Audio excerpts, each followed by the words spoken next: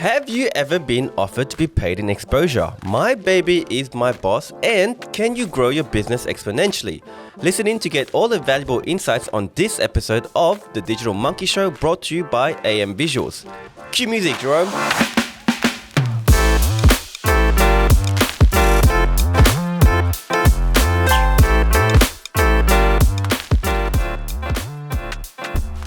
This guy, seriously.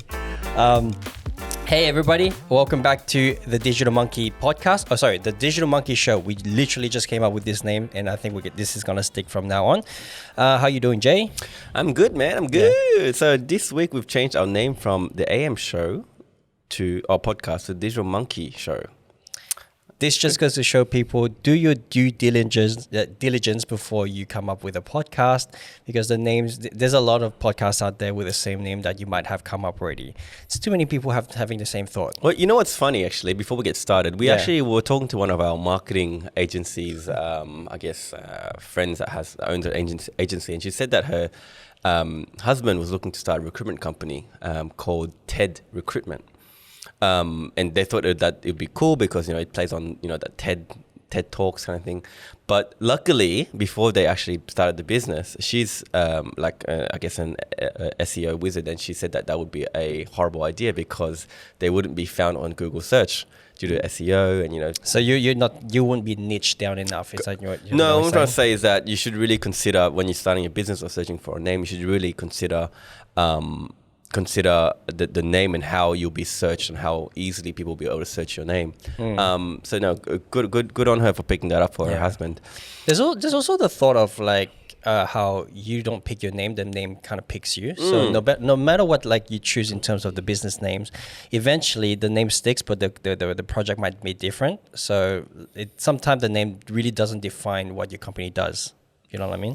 Yes and no, but at the same time, we've had a client where they chose a name for one of their podcasts, but they didn't really do their research properly, and then there's 5 of them. There's 5 of different podcasts. Yes, I know what you're talking about. You're not really yeah. standing out. I mean, isn't that the whole point of marketing in the first place, to stand out, to be That's seen? That's true. The funny thing with that, there's no trademarking on podcasts. So anyone can have the same name, that's and right. it doesn't really matter at the end of the day. Yeah, that's right. But look, let's get started with our topics this week. We're starting off with getting paid with exposure. I've got a scenario for you, just the one. This is some. When I think about getting paid with exposure, I'm always thinking about hotel. So let me go. Say I'm a hotel manager. Hey Jay, you're a videographer, right? Yes, man. You do animation? Sure, why not? Do you have that? Really? What about that flying thingy that you have, that takes nice pictures from above? Drone stuff, we do that too. So that's why it's called drone. All right. So look, here's the gist. I have no money to pay you, but I'm a hotel. How about I pay you in exposure? Can I feed my baby with exposure? Potentially. Someone might pay you later down the track seeing your work that goes onto my website. Okay. All right. This is not how you're supposed to do it. Where do we go from here?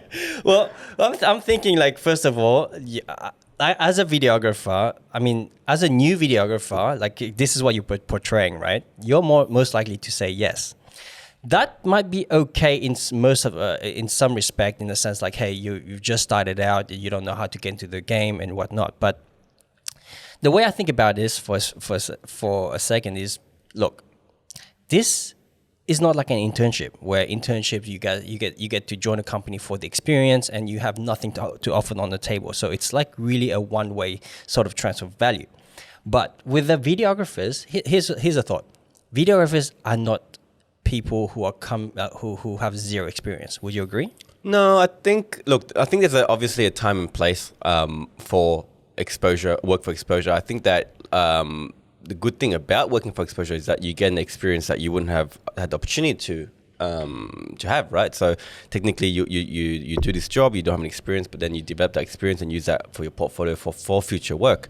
But there's a saying that actually Gary Vee says that if no one's paying you to do the job that you're asking to be paid for, maybe then that means that your value for the service is zero.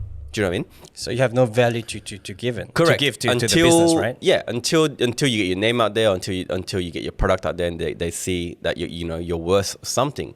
But I also think that exposure. Don't get me wrong. Like even at this stage of our business, I think I'd be still inclined to accept work for exposure. So let's say for partnerships or networking opportunities. But that's not a zero transfer value at that point, because you're obviously giving yourself we've done this with one of our partners where, look, we will do a couple of videos for you.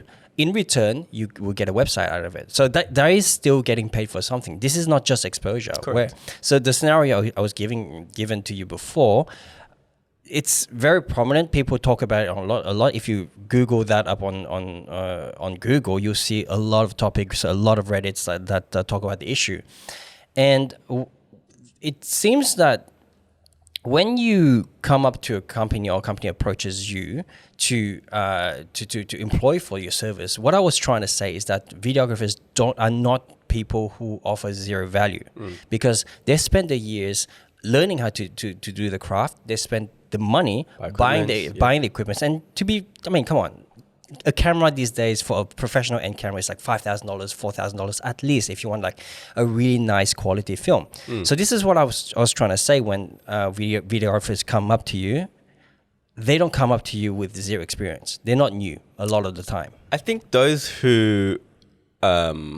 businesses who offer, I guess, payment as exposure or videographers that accept exposure as payment are usually those that don't have much experience, are new to the field. Just like yourself, when you first started, you're quite new, you didn't know what to charge, and you didn't have any experience. So then, yes, it will be okay to accept, I guess, work for exposure. Like I said, it's not like you're not getting anything at that stage, because you still want to develop your portfolio, you still want to get footage to show other clients.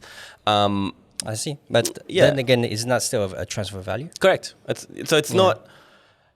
To a certain level is when you should, I guess, stop accepting exposure as payment. From when we first started, we accepted exposure in the sense that we got our logo onto someone's shirt. That was, unfortunately, we haven't actually done the job for them. we actually haven't done the job for them yet, because they haven't called us yet. But they asked us if we would like the opportunity to get our shirt onto our name onto their shirt, but.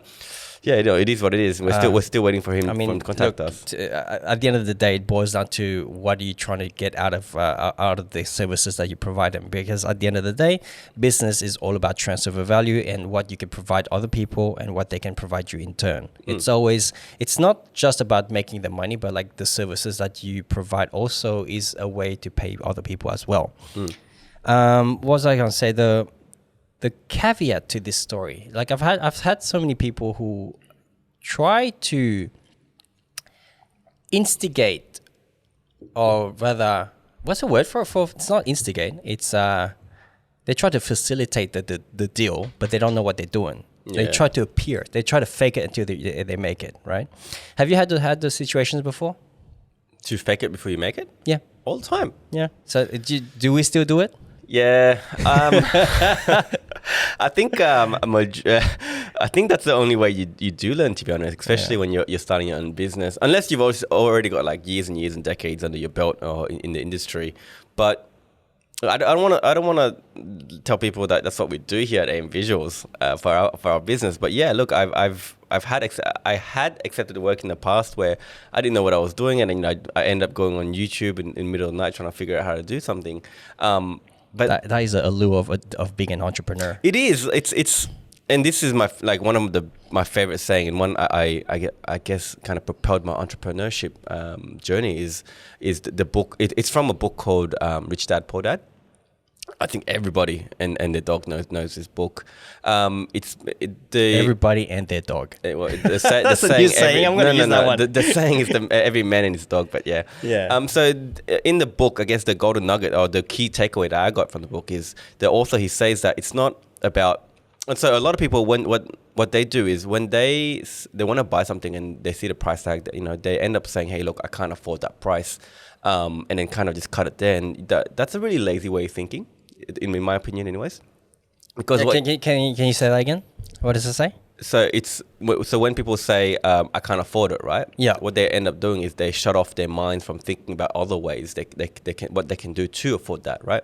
So you got to really change your mindset from saying I can't afford it to how can I afford it. By asking yourself that question, you kind of manifest that in your mind, and it makes your mind work and think about ways of, I guess, generating more income or revenue so that you can afford those things. Same thing with business, right? I guess I've taken that key takeaway and I put in the business aspect. And every time a client asks me, "Can you do this?" I just say yes. And then I go look for solutions to do it. Either that's outsourcing it or figuring it out myself. But I think that's definitely a resilience aspect where if you don't have this in business, you're not going to go far because you're not going to be able to generate more. That's one of the caveats I talked about, like providing services for free. It's like you also, I mean, if you're going to be approaching somebody as a videographer, as a content creator, if you're going to be approaching somebody, you need to be able to learn how to sell yourself. And the reverse of that saying that you're saying is like, how do you counter when someone says I can't afford it, right? So you really need to lay out the value that you're providing to the customer to educate them into what you are selling them as well. So that's also a skill as what videographers and content creators should be learning, so that people understand, because art is very undervalued. Correct. For some reason, it's always been the case. Writers, photographers, painters, it's hard to put a price on it. And even with us when we started out, it's just like, in this field, price is so it's so non-linear that it's hard to know what to charge people. Correct. So it is up to you as the person selling your video to find the value to give to your clients. Future young Jay or young Jerome, this is, I guess, a topic for another episode. But pricing and determining value would be a good topic. Also, how to value my work. And what was the other thing you said? Learning how to sell yourself. Is that the one? Yeah, how to sell yourself. Yeah. So agreed. Like when I first started, I guess, working with you, I was still trying to figure out the ropes too of what to charge people. And then over time, over spending countless hours just working alongside, you and the team, I kind of figured out, you kind of get a sense of what things cost and what you should be charging your clients. So that it kind of builds, you build more confidence and you're able to ask for those higher prices, opposed to, it's exponential. It's exponential. Like you can come up to a business who don't really have the big marketing budget to be able to do like high end videos, or you can approach another business with like a huge amount of marketing budget, so that you can go you can take it to a further. I mean, I even lost my word there, but like you can take it further in terms of like the videos that you can make for them, right? I think that this is another piece that we should probably explore on in other episodes is really marketing yourself as premium, or marketing yourself in general, whether it's social media or any other avenues of marketing. But if you want to be commanding those higher prices, you really need to portray yourself as premium, or portray yourself as you know what you're doing. Again, this could be via social media, putting your work up there, or LinkedIn, or whatever the case. Sell the beautiful, guys. Sell the beautiful. Correct. You need to show them the value that you're going to be creating for their business if you want to charge those high prices. And look, guys, Jay and I know exactly the work that you go through to make the videos. It takes, for a 1 minute video, it takes sometimes 2-3 hours to edit that video to make that really look nice, to be able to sell the story. So, I mean, to end this segment, I would say that you guys are valuable. Your work is not a commodity. By commodity means you can't just go on the shelf and pick something out, pick something off the shelf and just like go to the cashier. As videographers, everything is how do I put it? Unique, right? So yeah, you are not a commodity, guys. The skills is not a commodity. And for people who don't do videos and usually want videos for cheap, it's not worth paying a cheap price for a video. You won't get good quality. I'm just saying. Don't cheap out. Yeah, don't cheap out. Moving on, I guess in terms of exposure, how I respond to it is usually my newborn doesn't eat exposure, which ties perfectly into our next segment. My child is my boss. Now, balancing parenthood and business can be a very tough thing, right? So So yeah, we need to pay the bills, guys. We need to pay the bills. Yeah. Unfortunately, yeah, like I said, my newborn doesn't eat exposure. So I'm not gonna lie to you, parenthood is bloody tough. I'm a new dad of a 3-month-old, and no one really tells you about the lack of sleep and the tantrums and everything else that comes with dealing with parenthood. And frankly, I don't really think you as a individual would be able to know what it feels like unless you actually go through it yourself. And man, it's hard. It's hard work, man. I can't imagine. I don't have a kid yet, but yeah. And look, so I guess where we're going with this segment is like, how do I balance having a newborn and also having, I guess, a new business or a business venture? How about how do you balance work and life and your baby with having a videography business? Because I'm pretty sure it's not like something where it's regular on the 9 to 5 sort of thing. That you can have some time for your baby at the end of the day. Sometimes you're working through the night as well, right? Yeah. Well, you're constantly thinking, but the thing is with business and also having a newborn is, at first, in my own experience, I felt that the motivation dropped a bit with the business side of things because I was so into having, taking care of the baby. The first month was hell, lack of sleep. And like I said earlier, no one really tells you about that. Once you go through and once you start developing that routine, that's when I've noticed that, I started looking back into the business, and that's when I wanted to push that again. But in between, it's not to say that I've dropped the ball completely and I stopped doing my work. I still did what I needed to do, but in terms of like extra work for client outreach or editing work, it's like, oh man, I want to go spend time with my kid.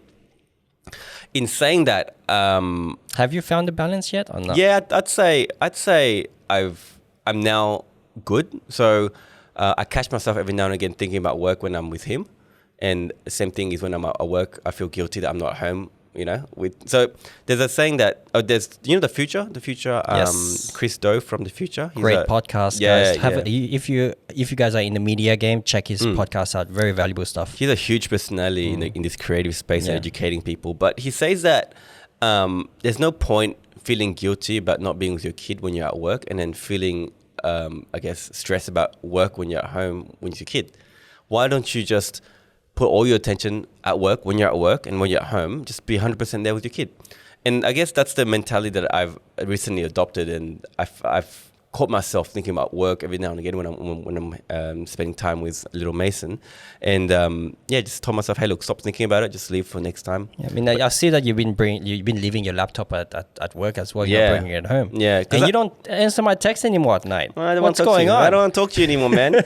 I used to be the type of person just text Phuong in the middle of the night about ideas and stuff, but no, I don't do that anymore. Well, at the moment, I think because they say that the first 4 years of having a kid is the most important time to spend with them, because you'll never have those time back, because they grow so quick, man. Like, they grow quick. It's crazy.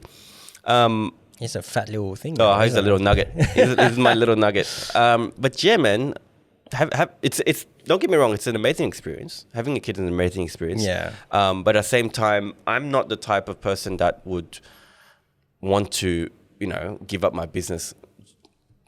You know what I mean? Yeah. I mean, look, there's a question regarding like treating your business like a baby that I have for you. There's a couple of questions I want to ask you regarding having a baby, and like how has your goals changed for the business, right? So the one I have for you is like, how much. I mean, you've told me that you want to take this company to $1 million in the first year. How has that goal mindset changed for you? Is it still there, or have you changed having the kid there?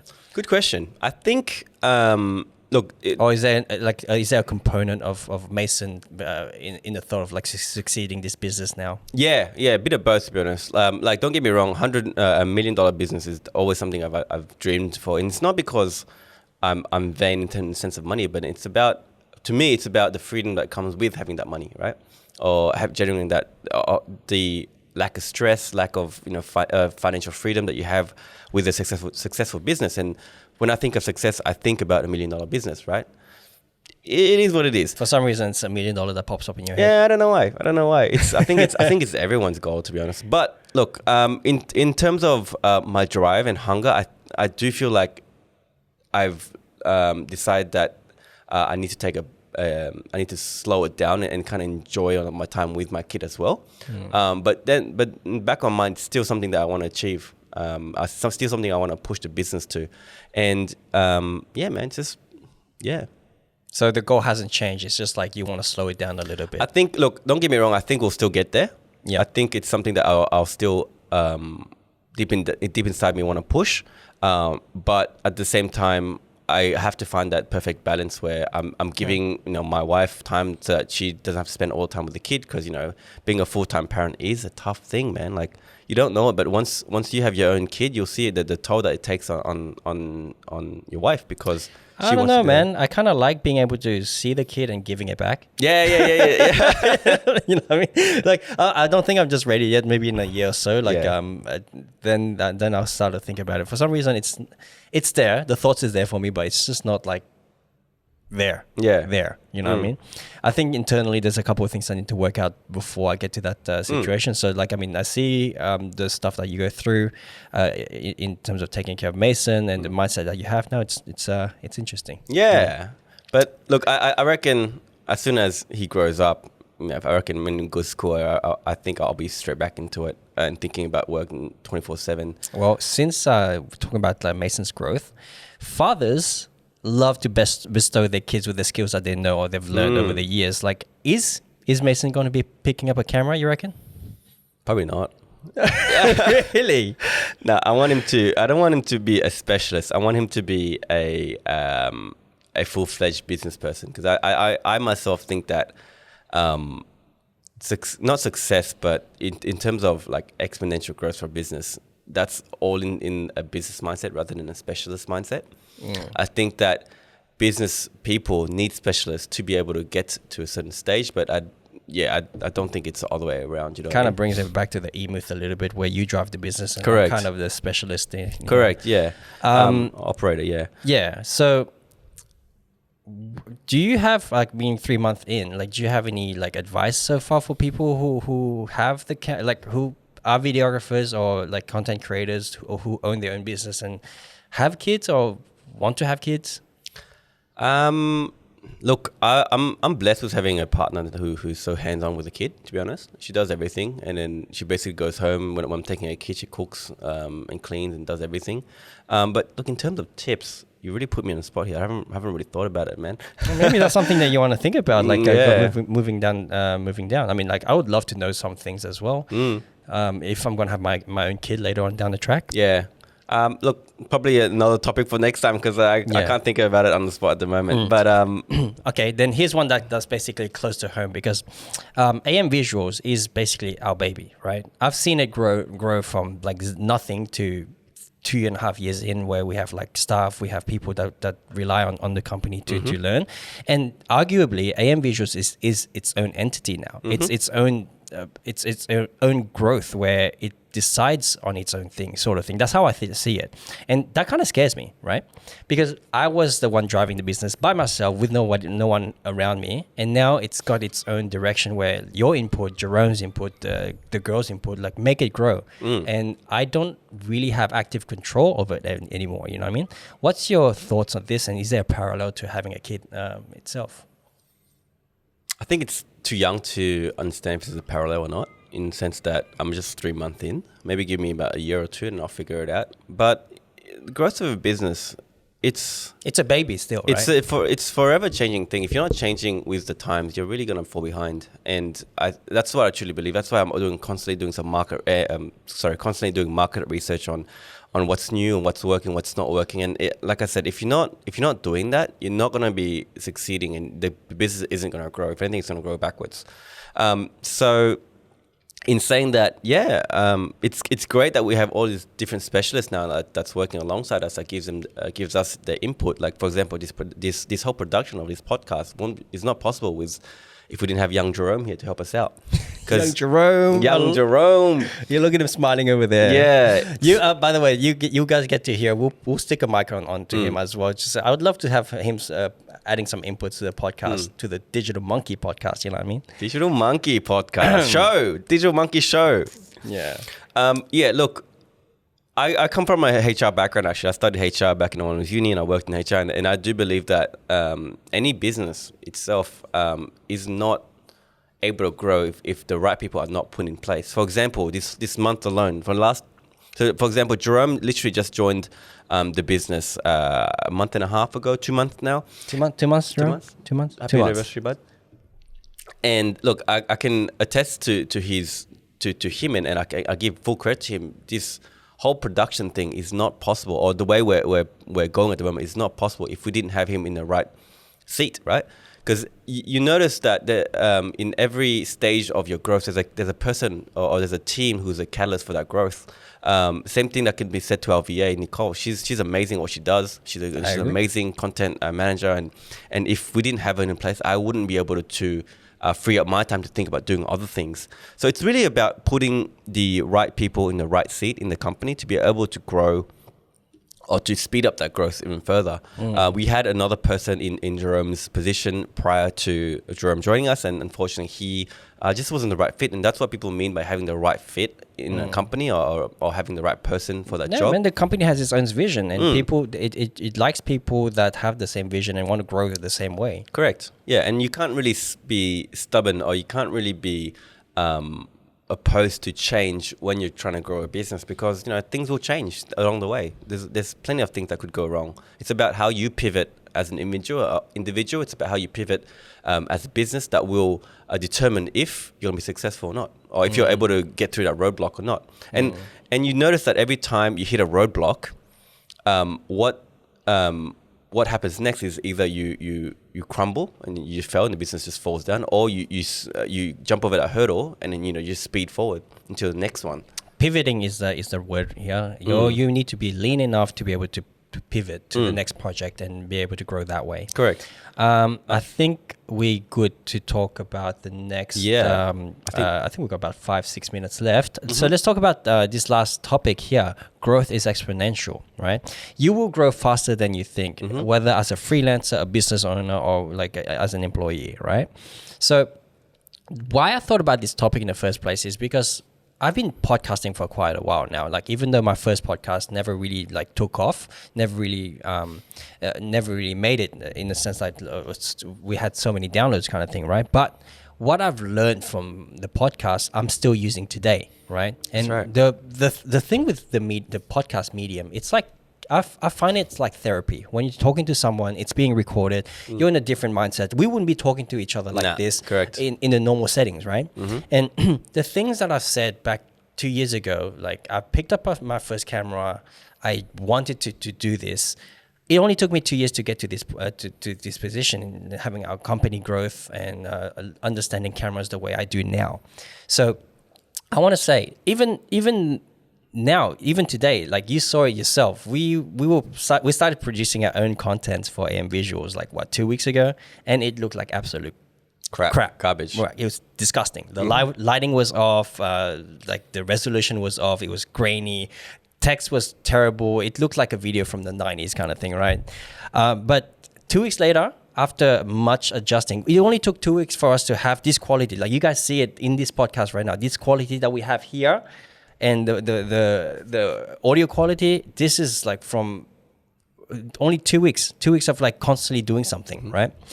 This exponential growth thing again comes back to what I said earlier about the roadblock situation. Yes, we were in a roadblock in the last couple of months in terms of our social media presence and online presence. But look, it only takes one step to get to the next one, and before you know it, you'll start sprinting to the next goal, right?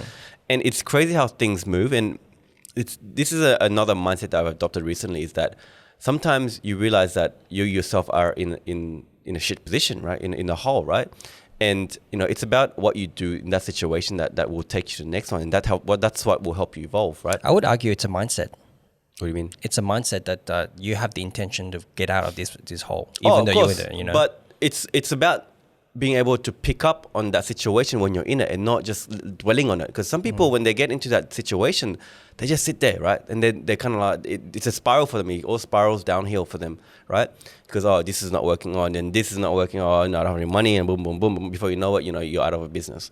But it's really about sitting there and kind of analyzing what's been going on, what's happening, and what can I do next to kind of push it to the next next goal, right? That's correct, yeah. Or next hurdle.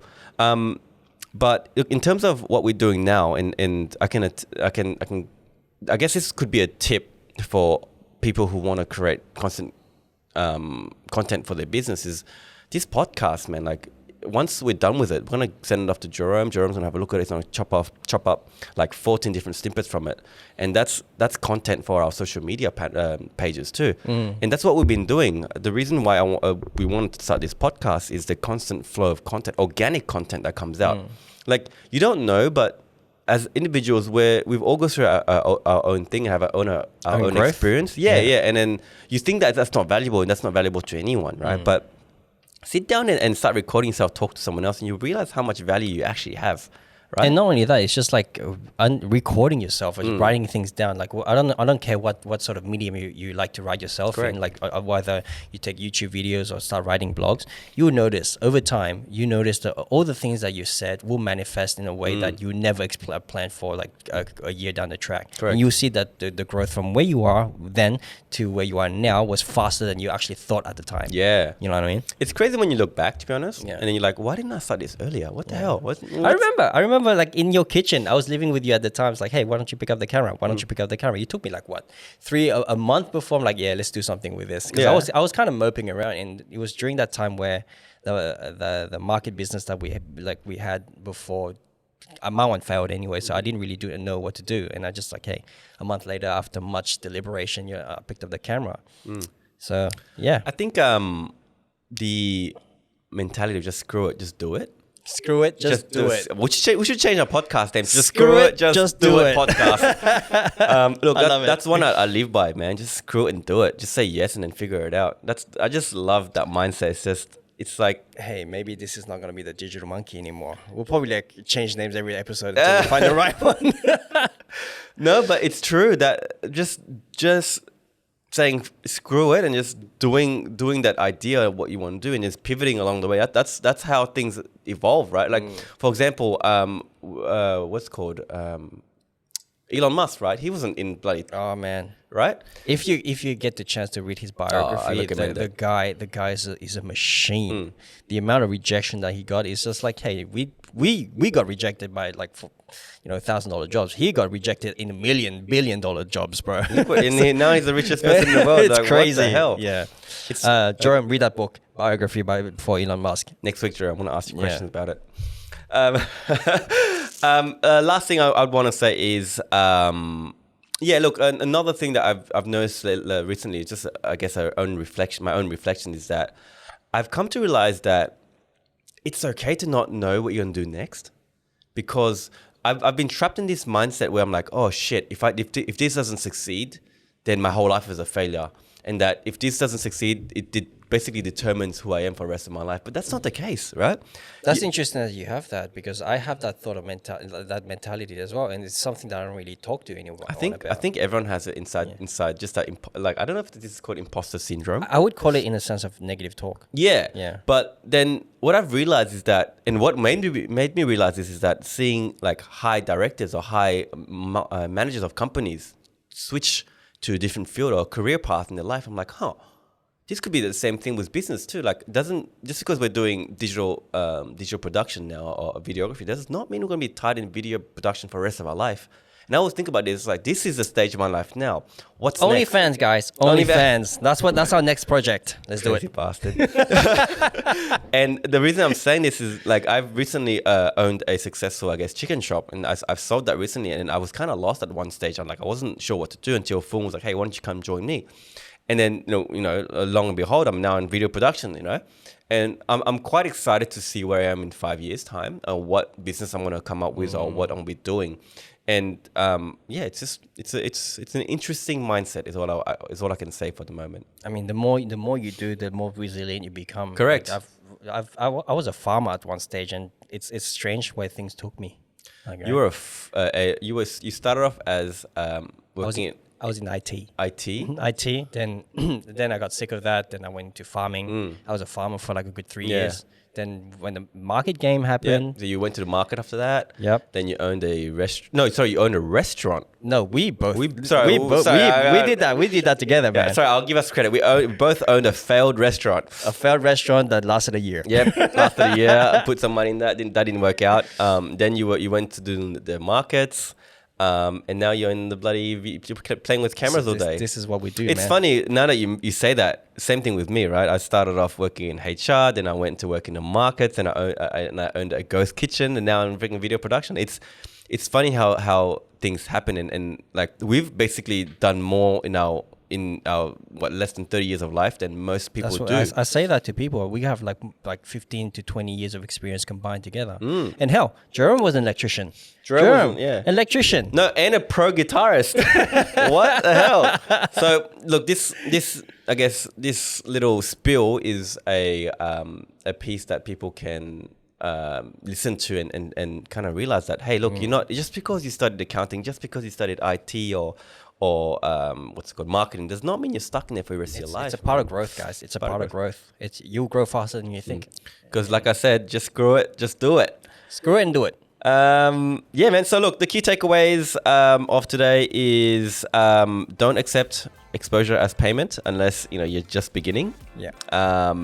Parenthood can be difficult, and yeah, man, your growth can be exponential, man. Just screw it, just do it. All right, guys. Whether it's the digital monkey or screw and do it, It's the Digital Monkey Show. We're not changing it again. let's sign off, guys. Thank you very much for listening. You guys can catch us on our website, our Instagram. Where else can we? TikTok. TikTok. TikTok. Yeah, we're going hard on TikTok, guys. Catch us on TikTok. We'll be TikTok famous in about a year's time. Yeah. So feel free to contact us, guys, or leave a comment in this show. And yeah, have a good one. Peace. Bye.